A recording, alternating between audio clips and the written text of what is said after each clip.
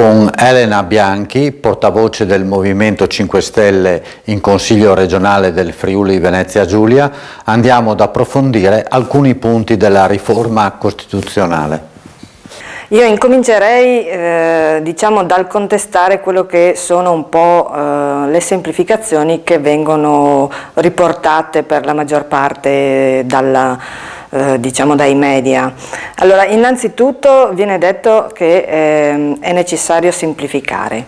L'attuale conformazione e modalità di funzionamento del Parlamento risulta essere di impedimento al progredire dell'attività legislativa.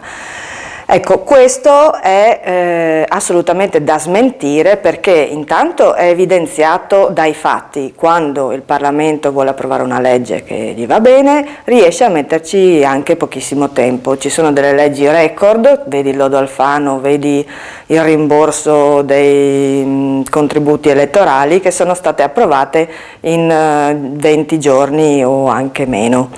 Quindi sostenere che il bicameralismo perfetto sia di impedimento al normale procedimento di produzione delle leggi è veramente eccessivo.